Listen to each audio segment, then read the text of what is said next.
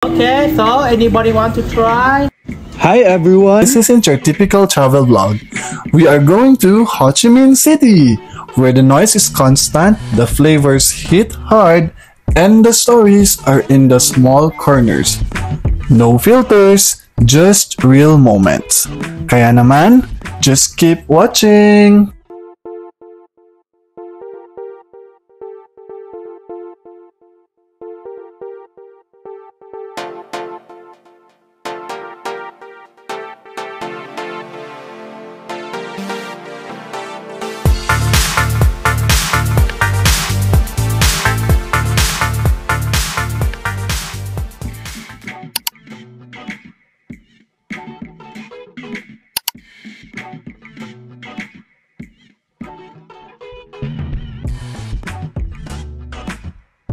Right now we are waiting for our flight for us to be onboarded.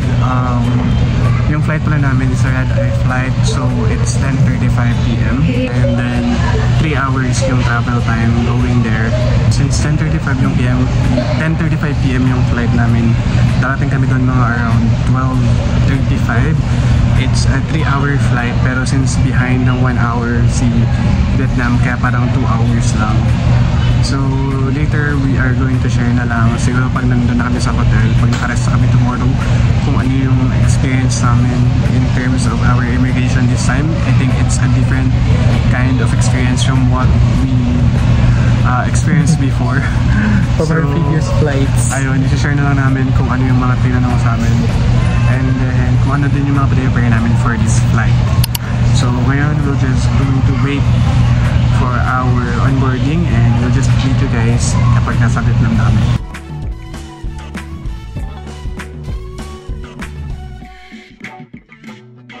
Hi guys! Finally, we're here in Tan Son Nhat International Airport dito sa Saigon, Vietnam, or Ho Chi Minh City, Vietnam. Ayun, so ang rough lang ng biyahe. It was it was the longest 2 hours. 2 or 3 hours. 2 hours na flight namin from Manila. Kasi ang lala ng turbulence, like hindi kami nakapagpahinga kasi umaalog yung aircraft eh. Kaya yun. And yeah, it's our first time here. Parehas kami ni Brent na first time namin dito sa Vietnam. And we are really excited dun sa mga gagawin namin na activities and tours, and syempre yung mga food trips. So hopefully ma-vlog namin lahat and makapag-share kami ng maraming tips sa inyo. But right now, it's actually 12:44 a.m. Lalagpas na kami ng immigration ngayon, and then we'll pick up our luggage, tapos we'll go straight sa hotel. Sa hotel.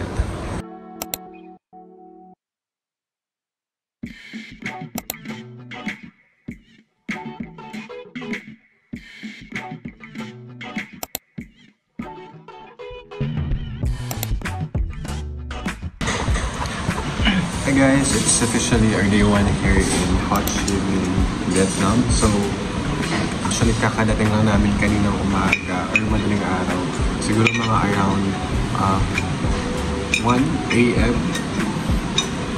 Tapos nag-7-Eleven lang kami kagabi kasi kahit pa paano nagutom kami. And then now, it's actually 8:37 a.m. and we're having our breakfast here in Prague Hotel. So, ito pala yung menu or options dito sa Prague. And so, meron silang mga sausage, may egg station, may pork, and may chicken, and may salad station. And actually, for the price na nakuha namin itong hotel, we feel like sulit na din considering na may buffet breakfast siya.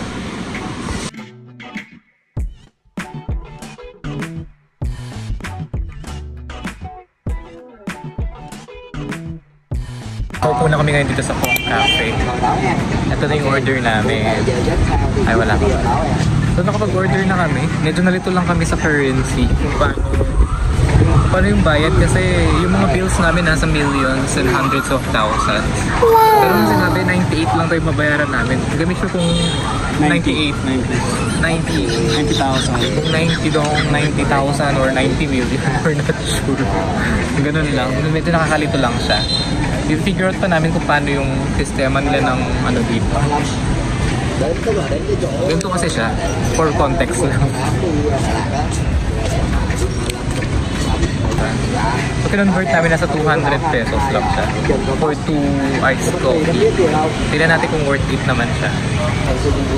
So, actually, itong Phong Cafe is one of the famous nga, di ba, na cafe dito sa Vietnam. And ang cool kumain dito, actually sa buong Vietnam naman, kasi traditionally, madami silang mga maliliit na chairs na kung saan ka pwedeng umupo, which is ito, kung saan kami nakaupo ngayon ni Bren. Ayun, and most of the customers din, halos nasa labas sila, drinking their coffee. And actually, okay yung vibe dito. Sa neighborhood, madami ding mga coffee shops. So, later ipapakita namin. Ito, ipapakita ko sa inyo. Ayan yung neighborhood. So, madaming mga coffee shop dyan sa way na yan. Dyan sa way na yan. Tapos, meron din dito. Sa way na to, ayan, yung mga coffee shop din doon. Ayan. So, I think itong buong hilera na to is madaming mga coffee shops. And kung mapapansin nyo guys, sobrang daming nakaparadang bikes or motor kasi yan nga yung pinaka main mode of transportation dito sa Vietnam. Ayan, dumating na yung mga orders namin. So ito yung coffee. Asan itong isa? Yung basta butter, salted caramel something siya. Ito siya. Ito yung size nila. Okay, let's try now.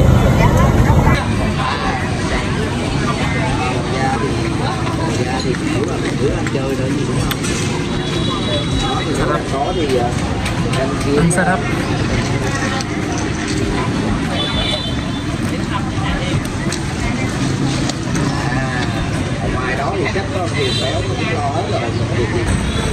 Ang sarap ng kape sa Phong Cafe. Actually, unexpected siya. Sarap ng mga na-order namin. So, recommended yun. If you will visit Saigon very soon, isa siguro yun sa mga hindi nyo dapat palagpasin na cafe. Coffee shop dito. Aside sa mga cafe apartments. It's just one of the hundreds, if not thousands, na mga coffee shops dito sa Vietnam. So, Phong Cafe. Number 1. So far, number 1. Ngayon, kasi isa pa yung matapay natin. Pero ngayon, ang itinerary namin this morning actually is pumunta kami ng Reunification Palace or yung Independence Palace, and then yung post office pupuntahan din namin, and then after that yung Notre Dame nila, Notre Dame, ayun, pupuntahan din namin or yung cathedral. So magkakatabi lang sila, so hopefully is mabilis lang siyang puntahan. So maglalakad lang kami. It's around 1 kilometer to 1.5 kilometer lang naman. So mga 15 to 20 minutes walk. And ito yung struggle dito kapag maglalakad ka, yung mga crossing.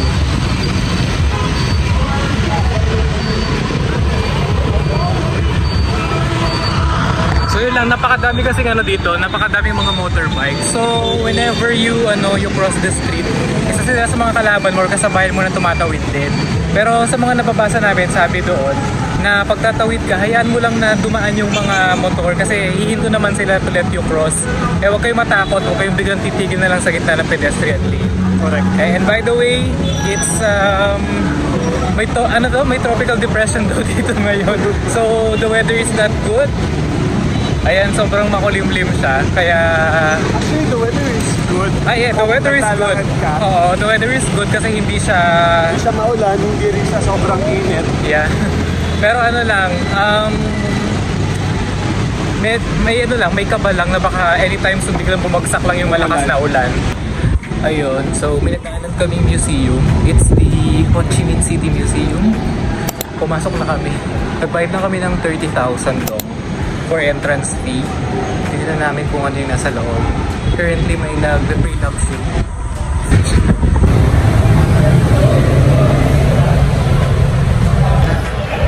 Hindi lang pala pala isa yung nagpe-prenup shoot. Meron din dito. Meron pa dito. So saan kami pupunta dito?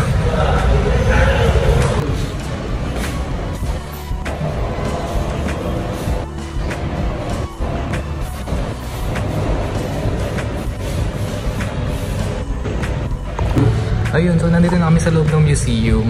Ganito yung itsura niya. And that's Rex. Ini-scan na yung mga audio file para ma-explain kung ano yung nilalaman ng mga display. Ito yung sinasabi nila.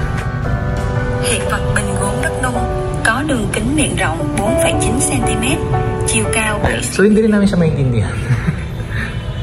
Ayan, may mga display na ganito, may mga artifacts. Ayan, mga taxidermed animals. Ayan. Excavated sample ng kung ano yung mga na-discover.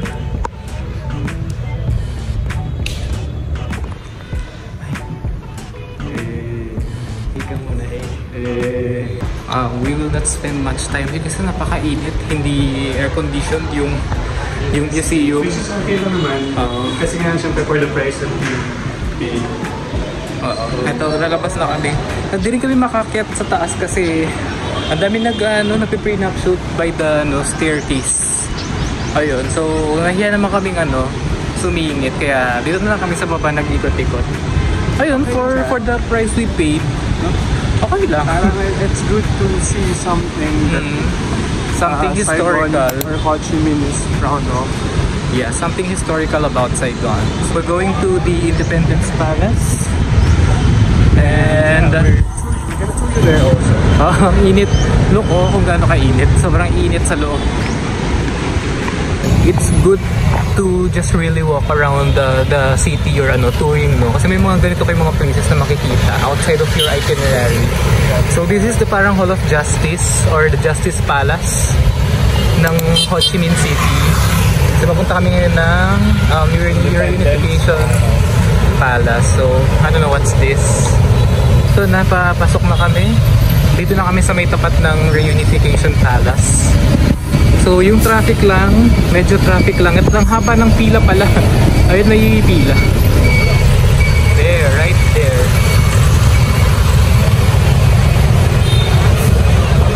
Okay, we're gonna buy ticket muna bago kami makapasok. The Independence Palace. We're gonna queue up here. So this is the entrance. Pagkabili ng ticket. Ito na, we got our tickets sa Independence Palace. So we paid 130,000 dong, 65,000 dong each. Ito na, papasok na kami. Hello. Hello.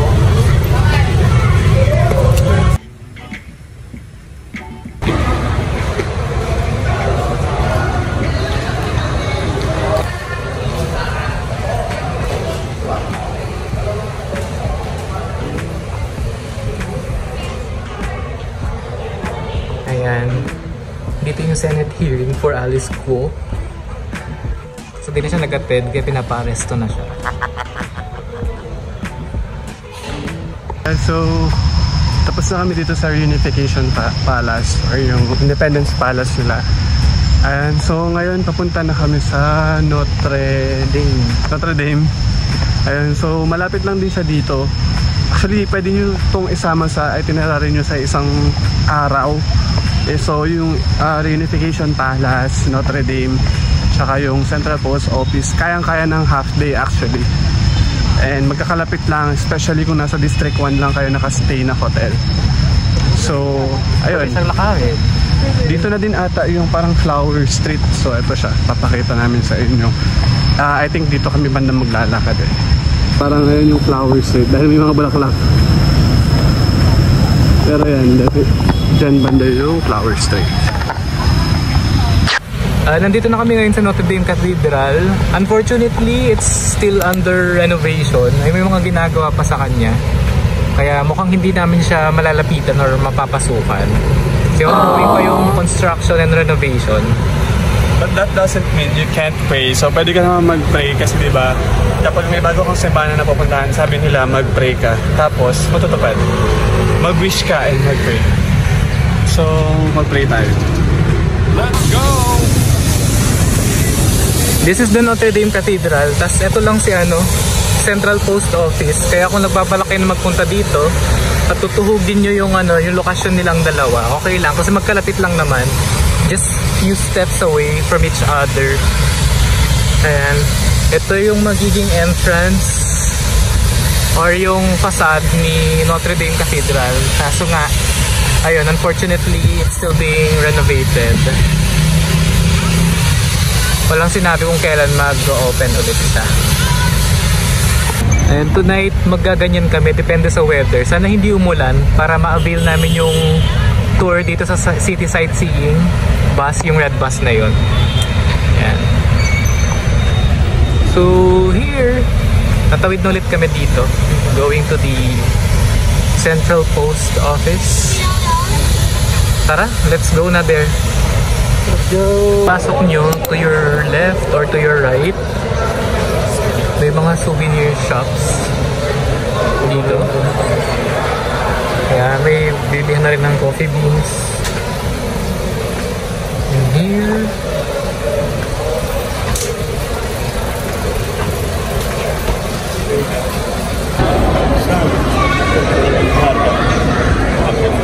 So dito sa Central Post Office, and you can send a postcard to anyone from any parts of the world, and it's 200 Vietnamese dong or dollars. So 200,000 yun na. Ayan. Are you going to write someone? I'm thinking of writing for my future self.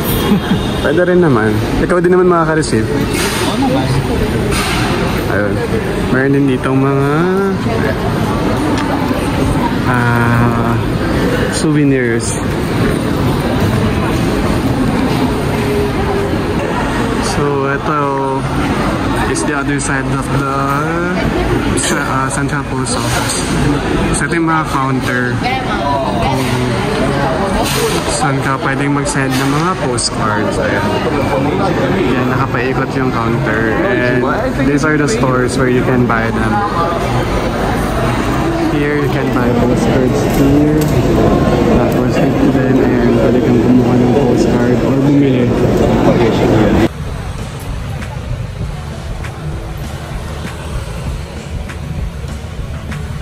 We're gonna eat our lunch.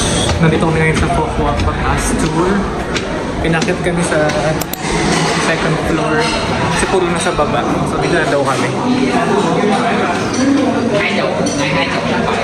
Ayun, we got our seat na. Tapos ito yung menu nila. Tapos ito, staple na to sa table nila. They have mga gulay-gulay. Di namin alam kung ano itong mga to. Pero mukhang mga herbs and fresh veggies. May sili, jalapeno ata to. Hindi ko alam kung ano yan. Tapos they have these condiments. I think this is sriracha. And this is soy sauce. Kamuyin ko. Para siyang matamis na Hoisin sauce. ay, hoisin. Amoy hoisin nga siya. Hoisin sauce. Nandito na yung menu.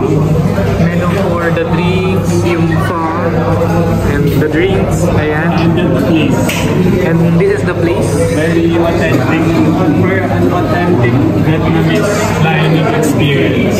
So yung pag-order dito, ganito lang siya. Turo-turo lang. Sabihin mo lang kung na ito yung order mo. Tapos for the normal size, sabihin mo lang na ganyan. Tapos ayun na, para the language barrier here is real kasi not everybody can speak English. So lang siya, turo-turo lang. Tapos, eto na, dumating na yung isang order namin. Nag-order kami ng fresh cold roll na spring roll naman kung tawag yan. Tapos ito siya, in real life. Ayan. Taste na natin. Taste test. Hinawakan na.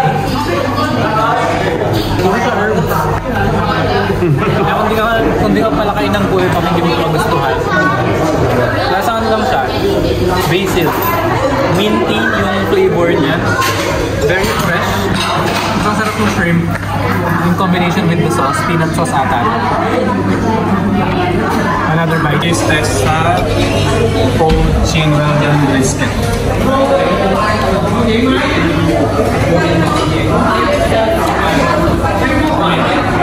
Masarap. Ang sarap ng sabaw. Sobrang malinamnam. Parang lasang-lasa yung beef talaga. Wala siyang lansa. Ang sarap. Ang sarap. Hindi ako nagkamali sa in-order ko. Magagawa naman ako ng sauce para sa usawan ng noodles. Paghaluin lang yung ano, itong sriracha. A little lang. Tapos, konting hoisin lang din. Konting hoisin. Tapos, itong chili oil. The reason kung bakit nakahiwalay itong sauce kasi pag nilagay mo siya dito, maapektuhan yung overall flavor ng pho. Kaya mas maganda na isausaw mo na lang yung noodles mo dito sa gagawin mong sauce. And of course, dahil mahilig tayo sa manghang, we'll add chili. So taste test naman tayo dito sa ating in-order na noodles, which is itong pho thai na raw beef naman daw.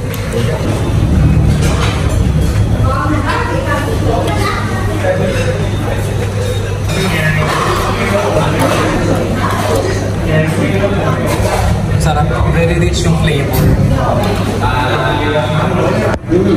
Hindi ko alam po itong display. Pero ang sarap niyan. It's malinamnam na manamis-namis na I don't know. For me, ang unique yung taste niya. Hindi ko sure describe or compare sa ibang Filipino dish or Filipino noodle soup natin. So, try naman natin siya sausaw dito sa sauce.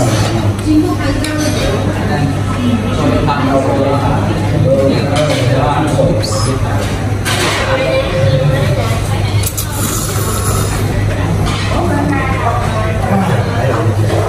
Sarap. Masarap, parang magkaibang dimension sila. Yung isa with soup, tapos parang biglang naging dry noodles. Ganun. Nice. Try mo. Masarap. Yeah. Nagdagdag na rin pala ako ng ano, ng mga dahon-dahon dito. Ita-try ko lang kung ano magiging effect niya sa lasa nitong overall lasa nitong pho.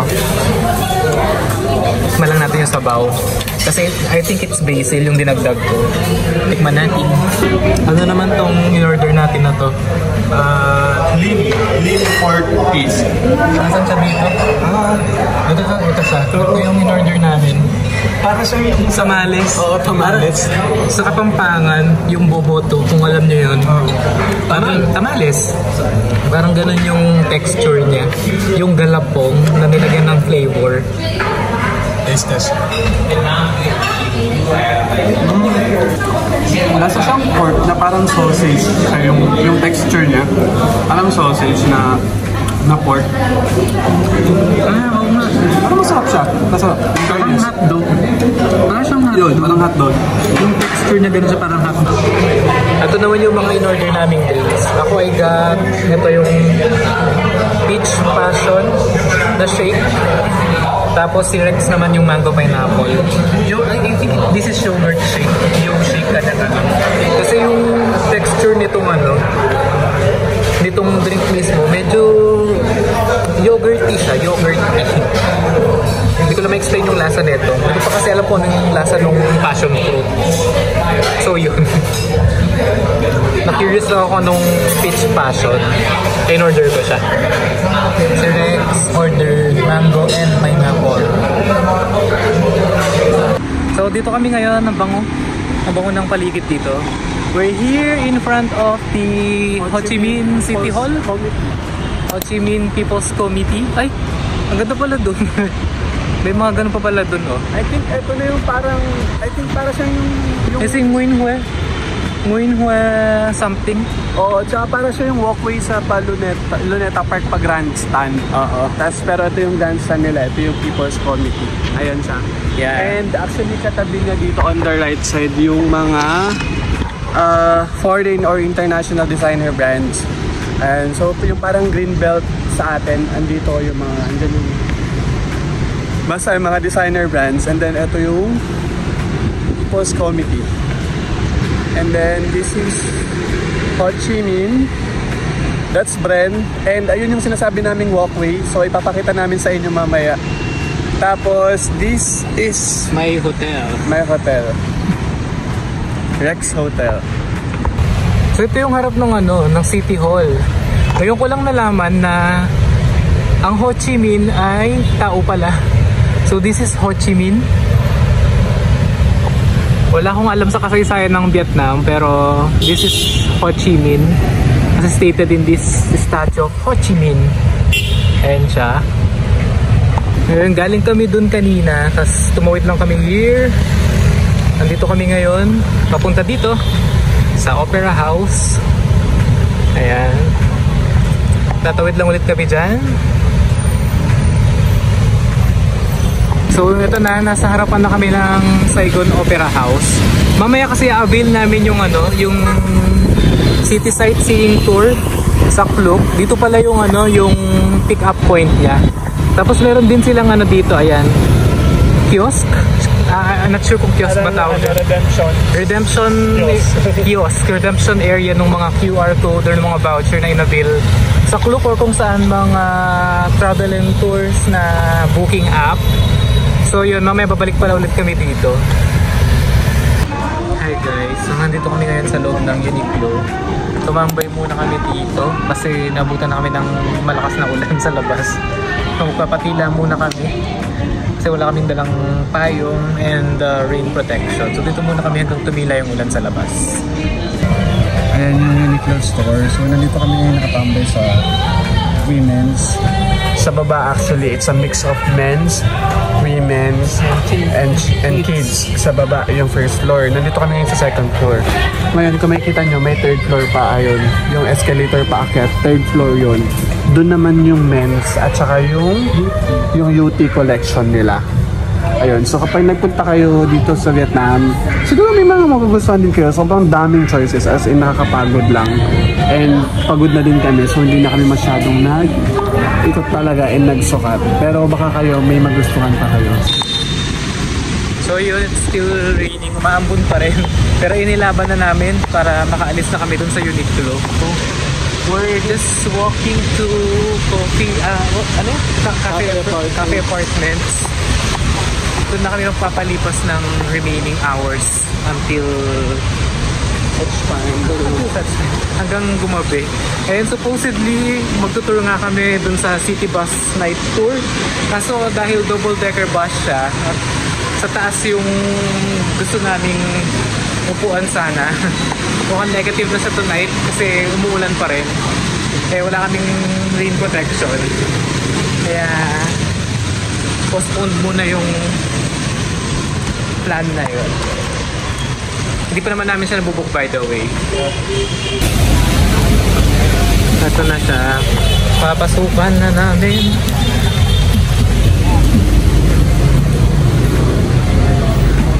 Let's go. Let's go. Yeah. Hindi mag-elevator. Pero I think may fee. May fee lang. Parang 7,000 yata. Or 7, pag kinonvert sa pera, 7 pesos ganun. Philippine. So, yan, may mga naka-tarp naman na dito kung saan ka pwedeng magkape. Ayan. Kung saan mo gusto. Pero kami, ano na ba yung napupusuan natin dito? Yung nasa listahan natin. So, we decided to take the stairs na lang kasi ang haba pa ng pila sa elevator. This is the 4th floor. And and ito na, 5th floor for Saigon Oy. So ito yung entrance papuntang Saigon Oy. Ayan. Oh, walang tao. Hello. This is our first egg cafe. egg coffee experience. Ayan, dito sa Saigon Oil. 5th floor ng Cafe Apartments. Okay, sibaran muna ako ng tikikim. Iced coffee pala pinili namin kasi kahit maulan, ang init dahil nga umakyat kami ng hagdan. Saka naglakad kami. Tsaka napansin namin, parang mga malls dito or mga ibang establishments, hindi sila nagpo-full blast ng aircon. Oo. No? Hindi ganun kalakasan yung mga aircon system nila. Kaya ang init pa rin kahit nasa loob ka ng ano. Yeah, even sa ka ng building. Tikman ko na. Medyo kinakabahan ako kasi hindi ako kumakain ng raw egg. Ano ba to?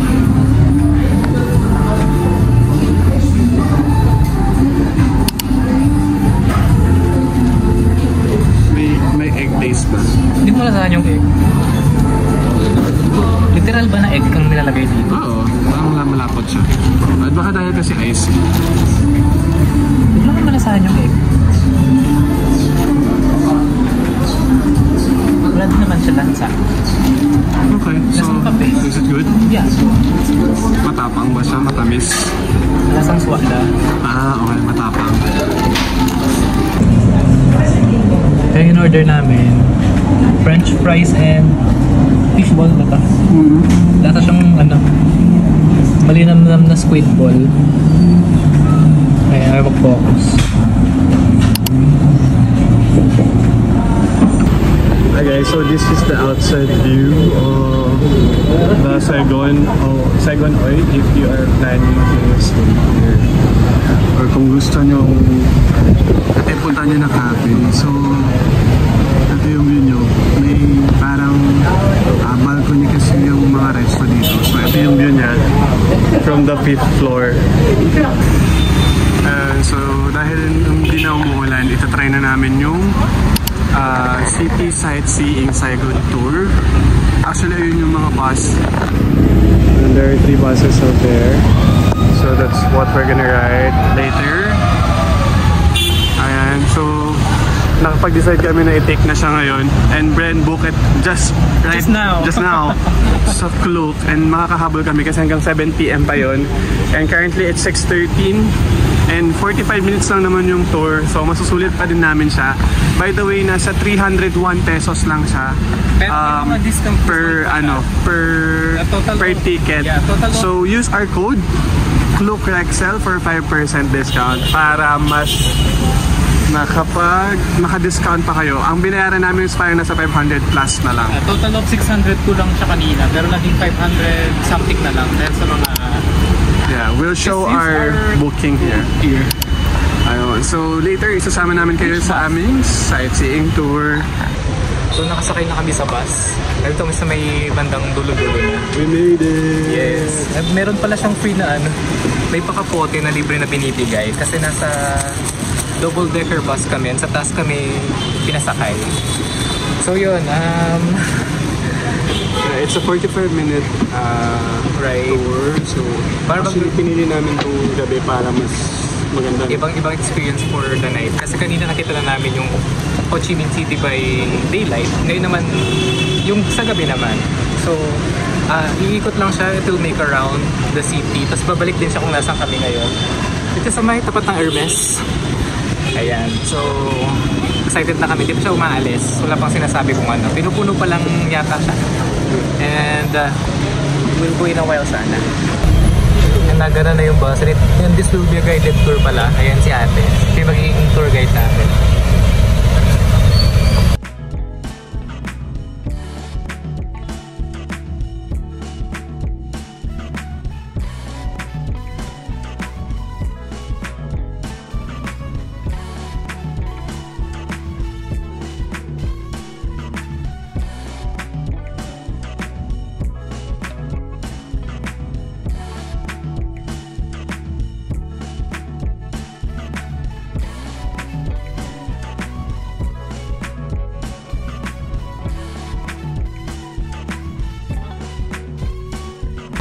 Ayan, so natapos na ang aming city bus night tour. Ano lang, ganda lang ng Saigon sa gabi. Full of lights. Ang lamig ng hangin kasi kakaulan lang. So, bumalik kami kanina ng hotel namin after the city night bus tour para mag-freshen up lang. Kahit hindi pa fresh. Kahit hindi fresh. Nagilamos lang kahit na pawis-pawis na yung katawan simula kaninang umaga. Ngayon naglalakad kami papunta ng Bentan Market para ano lang, just for a quick dinner siguro. Kasi naghahanap yung katawan namin ng rice. We can just live with noodles and, you know, bread. After a long day, because Yeah. puro na kami and I'm sure sa mga susunod puro po pa din po tayo namin. Ayun. So ngayon, kailangan lang ng rice ng katawan namin. So eto. Kasi bukas mahaba-haba yung magiging araw namin. Ng rice at saka ng fried chicken. Mahaba-haba yung magiging araw namin bukas, kaya ngayon pa lang nag-energize na kami. So as I was saying kanina na kailangan ng katawan namin na mag-refuel. Kailangan namin ng rice para mag-refuel ng katawan namin for a long day tomorrow. So ngayon pa lang kailangan mag-re-energize para madami yung ma-burn na calories tomorrow. And we're here na. Ayan. Hopefully madami pang bukas. Sabi mo talaga. Nagsasara na sila. Check namin kung may mga bukas pang mga stalls ng pagkain kasi it's around 8:43 PM na.